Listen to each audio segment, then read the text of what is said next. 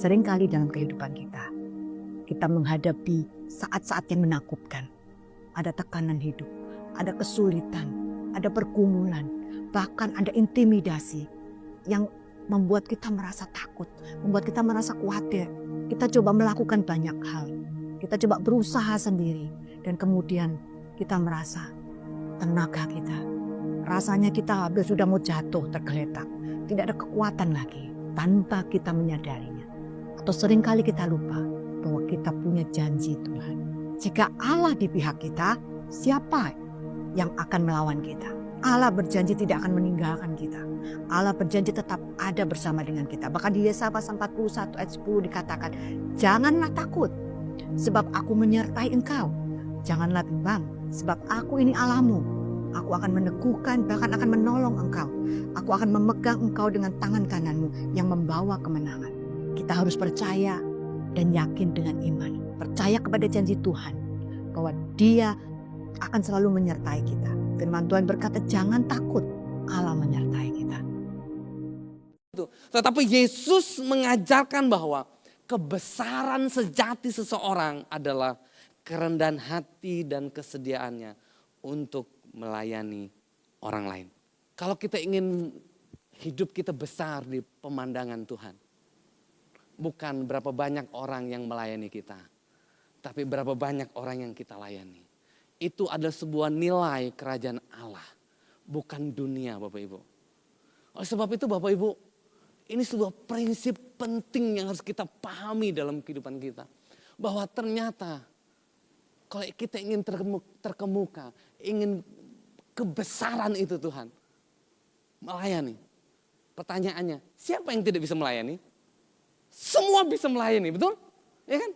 Kita dipanggil oleh Tuhan untuk melayani. Kita diperlengkapi untuk melayani.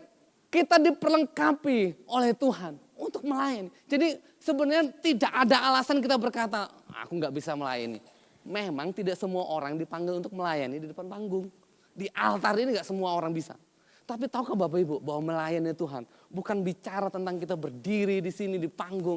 Tapi ini bicara mengenai hati, bicara mengenai sikap kita yang mungkin tidak terlihat oleh orang lain. Bahwa kita punya hati yang melayani, kita melakukan sesuatu seperti untuk Tuhan, untuk orang lain. Jadi berkat, jadi contoh itu melayani Tuhan. Di rumah kita jadi berkat untuk suami kita, istri kita, anak kita, orang tua kita. Itu melayani Tuhan.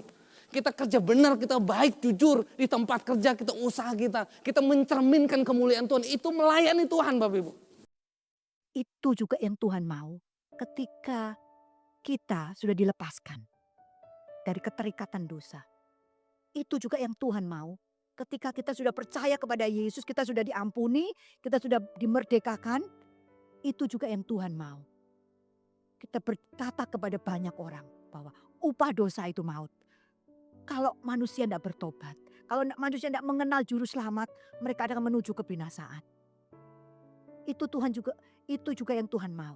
Untuk memperkenalkan kepada banyak orang bahwa ada juru selamat yang mengasihi manusia, ada juru selamat yang begitu peduli atas hidup manusia, ada juru selamat yang begitu sangat memperhatikan manusia sehingga dia rela mati buat manusia. Itu juga yang Allah inginkan buat kita yang telah dibebaskan. Menceritakan bagaimana indahnya hidup bersama dengan Tuhan. Menceritakan indahnya begitu luar biasa ketika kita hidup di dalam Tuhan. Kita punya pengharapan. Kita punya satu pribadi yang menjadi Bapa kita. Allah yang menjadi Bapa kita. Kita punya Bapa yang ajaib. Kita punya juru selamat yang luar biasa. Kita punya penolong yang luar biasa. Kita tidak sendiri karena ada penyertaan Tuhan. Itu juga yang seharusnya kita bercerita kepada banyak orang. Ketika kita sudah menjadi miliknya Kristus.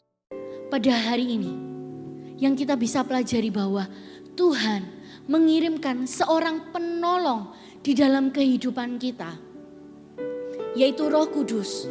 Dia yang akan menyertai kita. Ketika Roh Kudus dinamakan dia seorang penolong, dia seorang penghibur. Bapak Ibu Saudara, Tuhan tahu bahwa di dalam kehidupan kita ada tantangan, ada pergumulan yang mungkin tiada hentinya. Maka dari itu Tuhan kirimkan Roh Kudus yang dinamakan sebagai seorang penolong. Karena apa? Sebagai orang percaya kita butuh ditolong oleh Tuhan.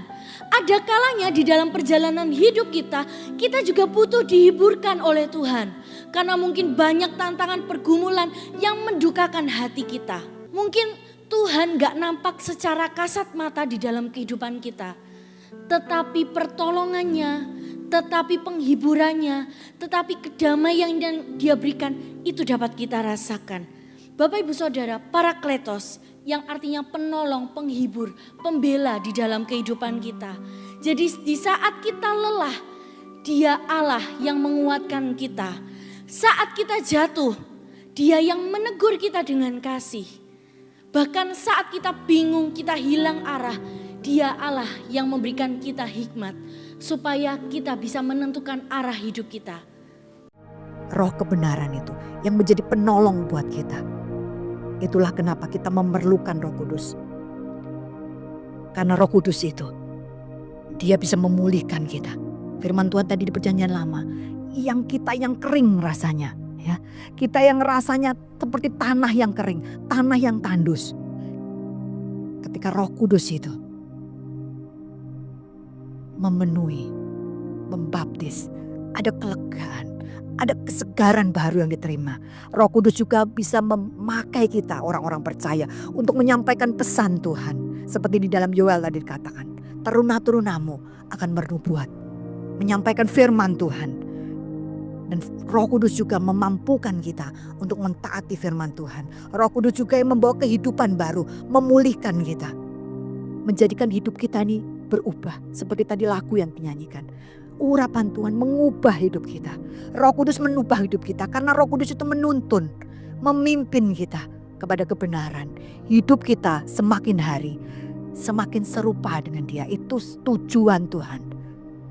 Kita ini sebagai duta-dutanya. Kita juga anak Allah. Dia mau kita semakin serupa dengan Dia.